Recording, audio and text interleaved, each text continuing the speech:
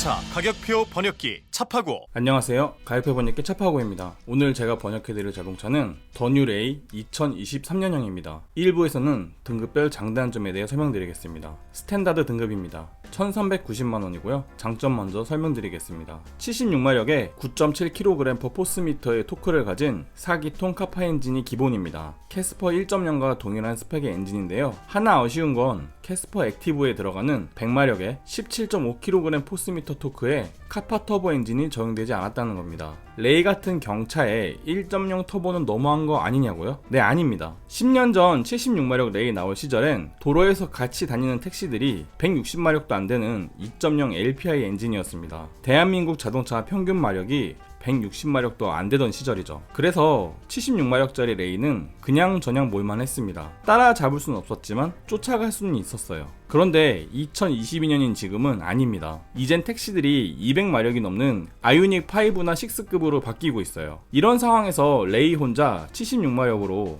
교통 흐름 따라잡기가 점점 버겁습니다. 이런 현상은 레이가 느린 게 아니라 다른 차들이 점점 빨라지기 때문에 생기는 현상이죠. 이 상황에서 차라리 레이가 1.0 터보였다면 참 좋았을 것 같은데, 아쉽게도 이번 레이에는 1.0 터보 엔진은 적용해주지 않습니다. 변속기는 4단 자동 변속기입니다. 엔진 힘이 약하니 굳이 5단이나 6단 갈 필요 없고요. 뭐 쪼갤 힘이 있어야 5단이나 6단을 넣을 수 있겠죠. 스티어링은 전동식 파워 스티어링입니다. 덕분에 차로 이탈 방지 보조나 차로 유지 보조 기능 같은 주행 안전 기능이 가능해졌습니다. 후방 주차 센서 있고요. 오르막길에서 잠깐 멈췄다 출발해도 뒤로 밀리지 않도록 경사로 밀림 방지 장치 있습니다. 휠은 14인치의 깡통 휠입니다. 휠 커버를 붙여놓긴 했는데 그래도 생긴 게 못생겨서 깡통인 티가 확 나긴 할 거예요. 사이드 미러는 드디어 락 폴딩 기능을 지원합니다. 이전 레이는 문을 잠궈도 자동으로 사이드 미러가 접히지 않아서 일일이 접어줘야 됐었거든요. 운전석 천장에는 트럭들에서나 볼 수 있는 루프 콘솔이 있습니다. 이게 용량이 꽤 큰 편인데요. 두루마리 휴지같이 두꺼운 것도 들어가니까 차에서 쓰실 여러가지 물건들 그냥 막 쑤셔 넣으면 됩니다. 시트는 직물이네요. 이건 좀 아쉽습니다. 요즘 솔직히 직물 시트인 차 보기 힘들잖아요. 2열 시트는 6대4로 폴딩은 안 되지만 대신 통으로 접히는 건 가능합니다. 저는 뭐 굳이 6대4로 접히는 게 중요한가 싶기는 해요. 어쨌든 접힌다는 게 중요한 거 아니겠습니까? 운전석 옆에는 암레스트가 달려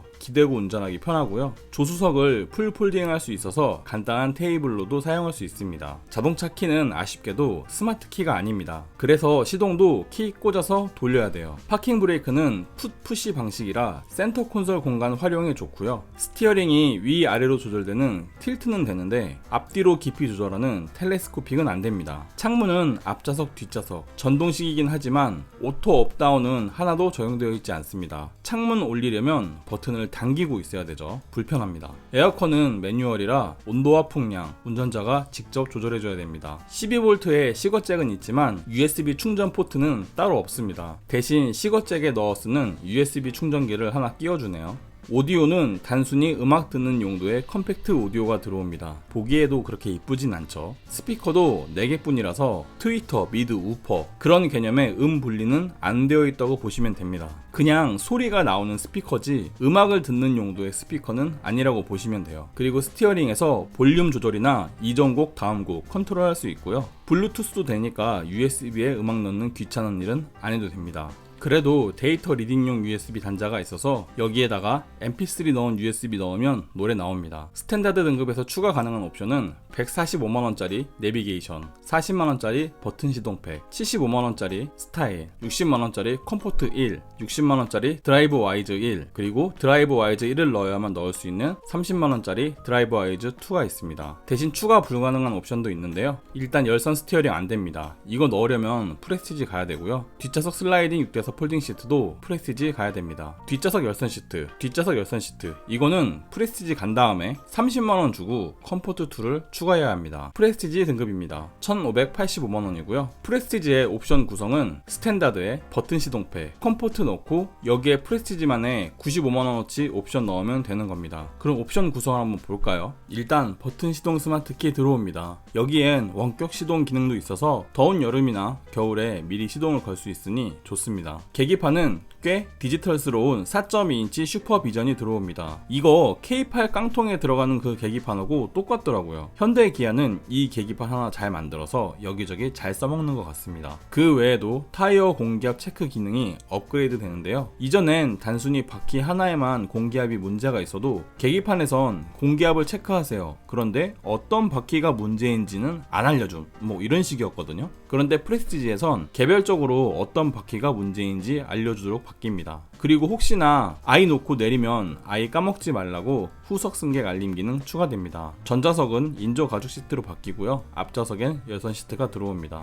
그리고 레이에 드디어 통풍 시트가 들어와 주네요. 이게 물론 조수석은 안 되지만 뭐 상관은 없습니다. 운전석만이라도 되는 게 중요하니까요. 또한 완벽한 차박이 가능하도록 캐스퍼처럼 운전석 풀 폴딩이 됩니다. 이게 이번 레이에서 가장 크게 변한 부분이라고 보면 되겠죠. 운전석 시트도 높이 조절이 되는데요. 아니 잠깐, 그러면 아까 스탠다드에선 운전석 시트가 높이 조절이 안 되었던 건가요? 아, 이건 좀 스탠다드 문제 있네요. 키 작은 분들은 시트 벨트가 너무 위에서 시작해서 안전벨트가 목을 감곤 했죠. 그런 일 일어나지 말라고 시트 벨트 위치 조절되고요. 운전석 뒤에는 서류나 물티슈 같은 거 넣어두라고 포켓이 생깁니다. 그리고 프레스티지의 특허 옵션을 보면 14인치 알로이 휠이 들어오는데요. 저는 이번에 15인치 커터칼 휠만 이쁜 줄 알았는데 프레스티지에 들어오는 14인치 알로이 휠도 꽤 이쁘더라고요. 솔직히 경차 휠 중에서 가장 강해보는 느낌이랄까요? 사이드미러에는 LED 방향 지시등이 들어옵니다. 외부엔 블랙 하이그로시가 추가되고 실내 인테리어는 블랙이나 라이트 그레이를 선택할 수 있습니다. 스티어링도 가죽이 바뀌면서 열선 기능 추가되고요. 손 올려놓을 변속기에도 가죽이 둘러집니다. 뒷좌석 시트는 6대4로 폴딩이 됩니다. 이것보다 중요한 건 바로 슬라이딩으로 앞뒤 조절이 가능하다는 건데요. 좀 큰 짐을 넣긴 해야 되는데 시트를 접을 필요까지는 없을 때, 그럴 때는 뒷좌석을 당겨서 트렁크 공간 만들어주면 됩니다. 또한 트렁크 공간을 2단으로 나눠 쓸 수 있도록 러기지 보드가 추가되고요. 러기지 보드 하단에는 트레이가 있어서 비상금이나 이것저것을 잘 나뉘어 수납할 수 있습니다. 프레스티지에서 추가 가능한 옵션은 145만원짜리 내비게이션, 65만원짜리 스타일, 30만원짜리 컴포트2, 그리고 60만원짜리 드라이브 와이즈 1과 드라이브 와이즈 1을 넣어야만 추가할 수 있는 30만원짜리 드라이브 와이즈 2가 있습니다. 추가 불가능한 옵션을 보면 일단 선바이저 조명 안 되고요. 동승석 시트 언더 트레이도 시그니처까지 올라가야 됩니다. 뒷좌석 플로어 언더 트레이, 러기지 네트, 이거 역시 시그니처 올라가야 하죠. 시그니처 등급입니다. 1720만원이고요. 옵션 구성을 보면 프레스티지에서 컴포트2 넣고 드라이브 와이즈 넣은 다음에 시그니처만의 옵션 45만원 추가하면 딱 시그니처에 1720만원이 나옵니다. 옵션 구성을 보자면 뒷좌석 열선 시트로 아이들 겨울철 어린이집 등원 시 엉떠 해줄 수 있고요. 고급형 센터 콘솔은 서랍 기능이 추가되어 있어서 물병 같은 거 넣어두면 딱 좋습니다. 운전석 창문은 이제 원터치로 업다운이 가능하고요. 뒷좌석에 아이패드 설치했을 때 충전 케이블 꽂아줘야 되잖아요. 그런데 이제 뒷좌석에 C타입의 USB 충전 케이블이 있어서 예전처럼 운전석에서 주렁주렁 케이블 끌고 올 필요 없습니다. 전방 충돌 방지 보조 기능과 차로 이탈 방지 보조 기능으로 어이없는 충돌 사고 막아주고요. 차로 유지 보조 기능으로 스티어링 조작을 차가 도와주니까 장시간 운전 시 어깨 쑤심이 확 줄어듭니다. 스마트폰 보다가 앞차 출발 놓쳐서 뒷차에게 욕먹지 말라고 전방 차량 출발 알림 기능도 들어옵니다. 이게 한국인 성격에 맞게 빨리빨리 알려주니까 꽤 편하더라고요. 하이빔 보조는 시골길 주행하면서 하이빔 켜고 운전할 때 앞차가 나타나면 알아서 하이빔 꺼줍니다. 그리고 이번에 드디어 일반 크루즈 컨트롤이 들어와 주네요. 물론 캐스퍼처럼 스마트 크루즈가 아닌 점은 기아가 크게 혼나야 될 부분이긴 하지만 2010년부터 일반 크루즈를 써오던 제 입장에선 이 정도 옵션만으로도 고속도로 주행하기에는 꽤 편하다고 볼 수 있습니다. 물론 일반 크루즈에선 레이더가 알아서 앞차와의 간격을 조절하지만 일반 크루즈에선 바이오 컴퓨터인 운전자가 직접 토글 스위치로 속도 조절하면 되죠. 기계보단 사람이 똑똑하니까 일반 크루즈도 꽤 쓸만합니다. 여성분들은 선바이저 거울 보며 화장 고치기 편하시라고 조명이 들어오고요. 조수석 아래에는 트레이가 하나 있는데 여기에 신발 하나 딱 맞게 들어갑니다. 하이힐 신고 다니는 여성분들은 운전용 슬리퍼 여기에 넣고 다니시면 돼요. 그리고 트렁크에서 물건 날라다니지 말라고 네트를 넣어주긴 하는데 근데 레이 트렁크에서 물건이 날라다닐 공간이 있기는 한가?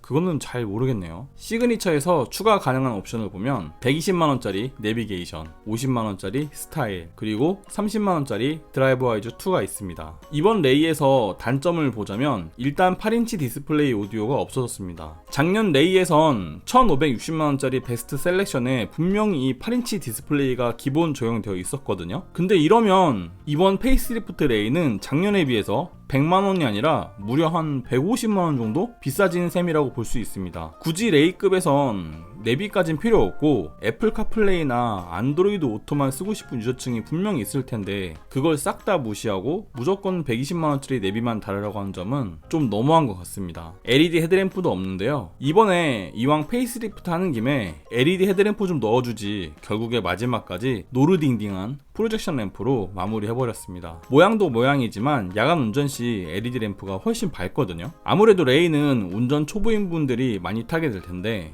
그런 분들을 생각하면 LED 헤드램프의 미적용은 좀 아쉬울 따름입니다. 이로써 등급별 장단점에 대한 설명은 끝났고요. 2부에서는 차파오가 제안하는 최상의 가성비 조합에 대해 설명드리겠습니다.